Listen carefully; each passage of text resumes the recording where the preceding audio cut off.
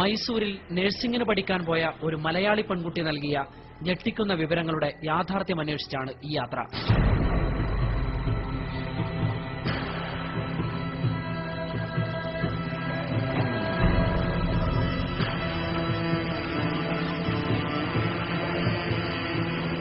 ഒരു പ്രണയത്തിനും അതിനെ തുടർന്നുണ്ടായ ചതിക്കും ബ്ലാക്ക്മെയിലിനും ഒടുവിൽ പതിവായി ക്ലാസ് മുറിയിൽ നിന്നും ഹോട്ടൽ മുറികളിലേക്ക് പോകേണ്ടി വരുന്ന ഒരു വിദ്യാർത്ഥിനി.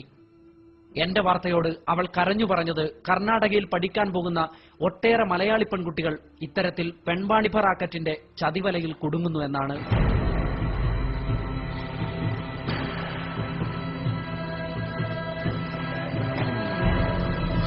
വഴിയന്വേഷണങ്ങളിൽ നിന്നു തന്നെ പട്ടണം കേന്ദ്രീകരിച്ച് നടക്കുന്ന വൻ പെൺവാണിഭത്തിന്റെ സൂചനകൾ ഞങ്ങൾക്ക് ലഭിച്ചു തുടങ്ങിയിരുന്നു. ഇനി മൈസൂരുവിലേക്ക് അല്പം അകലം മാത്രം. തലയെടുപ്പോടെ നിലകൊള്ളുന്ന മന്ദിരങ്ങളുടെ നടുവിലൂടെ മൈസൂരിലേക്ക്.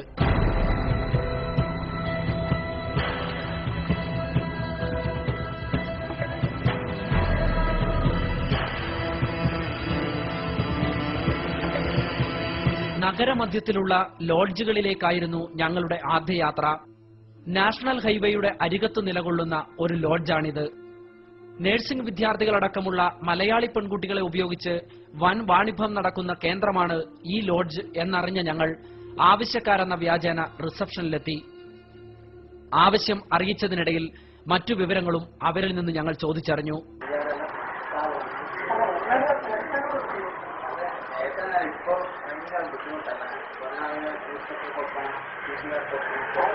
പോലീസ് പിടിക്കുമോ എന്ന ചോദ്യത്തിന് മാസം 15,000 രൂപ എസ്പിക്കും 5,000 ലോക്കൽ പോലീസിനും കൊടുക്കുന്നതുകൊണ്ട് അതുണ്ടാവില്ല എന്ന ഉറപ്പാണ് കിട്ടിയത്. ഒരു പെൺകുട്ടിക്ക് 5,000 രൂപ മുതലാണ് ഈടാക്കുന്നതെന്നും ഞങ്ങൾ മനസ്സിലാക്കി. ഞങ്ങളുടെ ആവശ്യം മനസ്സിലാക്കിയ അവർ ഞങ്ങളെ ലോഡ്ജിനുള്ളിലേക്ക് കൂട്ടിക്കൊണ്ടുപോയി. നിരവധി റൂമുകൾക്കപ്പുറം പൂട്ടിയിട്ട നിലയിൽ കുറെ മുറികൾ. അതിലൊന്ന് അവർ തുറന്നു. അറബുമാടിനെ പോലെ ഒരു പെൺകുട്ടി.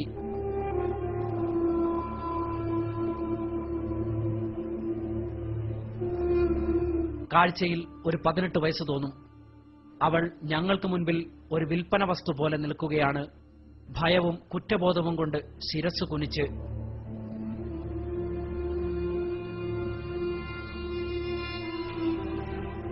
ഒരു മിനിറ്റിനുള്ളിൽ ഞങ്ങളോട് പുറത്തിറങ്ങാൻ പറഞ്ഞു. ഇനി പണം കൊണ്ട് കരാർ ഉറപ്പിക്കണം. ഞങ്ങൾ പുറത്തിറങ്ങിയ ഉടൻ ആ മുറി വീണ്ടും താഴിട്ട് പൂട്ടി. വീണ്ടും കാര്യങ്ങൾ സംസാരിക്കാൻ റിസപ്ഷനിലേക്ക്. കച്ചവടം ഉറപ്പിക്കുന്ന ഹോട്ടൽ ഉടമയുടെ കൈവിരലിൽ കറങ്ങുന്നത് നമ്മൾ മുൻപ് കണ്ട പെൺകുട്ടിയെ പൂട്ടിയിട്ട മുറിയുടെ താക്കോലാണ്. അല്ല, ആ പെൺകുട്ടിയുടെ മാനത്തിന്റെ താക്കോൽ. അല്പം കഴിഞ്ഞെത്താം എന്നറിയിച്ച് ഞങ്ങൾ വേഗം പുറത്തിറങ്ങി.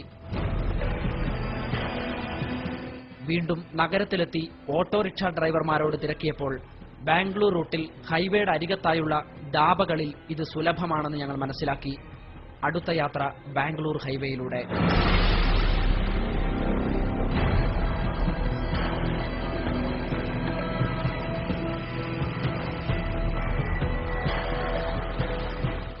ഹൈവേയുടെ വശത്ത് കണ്ട ഒരു ഓപ്പൺ റെസ്റ്റോറന്റിൽ ഞങ്ങൾ കയറി. ധാബയുടെ മുൻപിൽ ഒരു കൂട്ടം ആളുകൾ ക്രിക്കറ്റ് കളിക്കുന്നു. ഭക്ഷണമുണ്ടോ എന്ന ചോദ്യത്തിന് ഇല്ല എന്ന മറുപടി.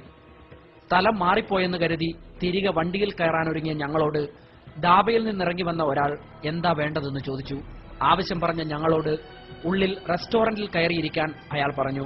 നിരവധി ക്യാബിനുകളുള്ള മനോഹരമായ ഒരു റെസ്റ്റോറന്റ്. പക്ഷേ പെൺകുട്ടികൾക്ക് വേണ്ടി 1-2 ആളുകൾ മാത്രം. അവരെ നിരീക്ഷിക്കാൻ ഗുണ്ടകളെ പോലെ കുറെ ചെറുപ്പക്കാർ.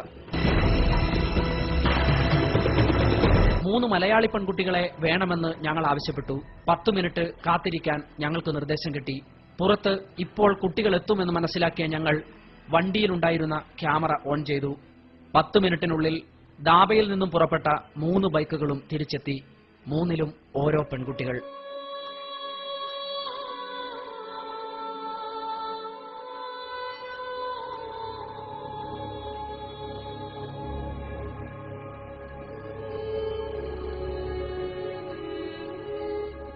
കോളേജിൽ നിന്നും ബാഗും തൂക്കി വന്ന 3 മലയാളി പെൺകുട്ടികളെയും അവർ ഞങ്ങൾക്ക് മുൻപിലേക്ക് കൊണ്ടുവന്നു.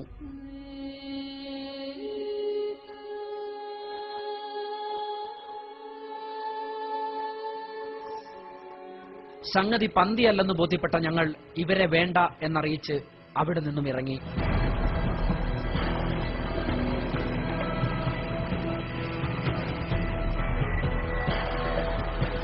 നഗരത്തിലെ മറ്റൊരു ലോഡ്ജിലും ഞങ്ങൾ പൂട്ടിയിട്ട മറ്റൊരു മലയാളി പെൺകുട്ടിയെ കണ്ടെത്തി.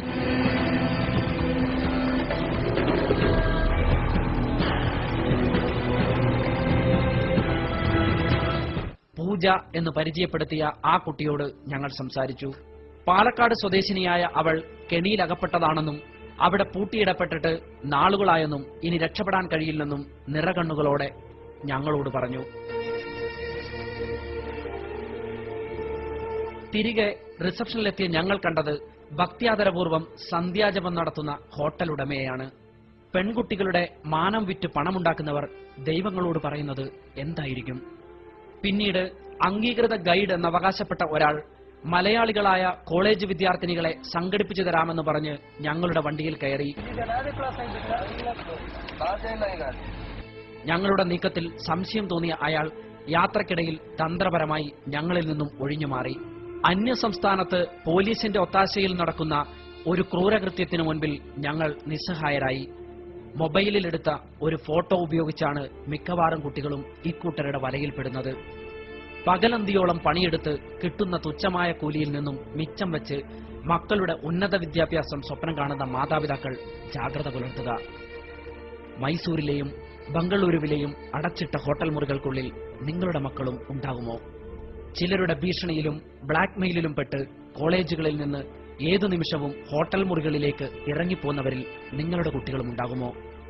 ഞങ്ങൾ കണ്ടെത്തിയവരിൽ ചതിവലയിൽ അകപ്പെട്ടവർ മാത്രമല്ല, അന്യസംസ്ഥാനത്ത് ജീവിതം ആർഭാടപൂർണമാക്കാൻ സന്തോഷത്തോടെ സെക്സ് റാക്കറ്റുകൾക്കൊപ്പം കോളേജുകളിൽ നിന്നും ഹോസ്റ്റലുകളിൽ നിന്നും ഇറങ്ങിപ്പോകുന്ന മലയാളി പെൺകുട്ടികളുമുണ്ടെന്ന തിരിച്ചറിവ് ഞങ്ങളെ അത്ഭുതപ്പെടുത്തി. Citizen journalist Sarun Thomas.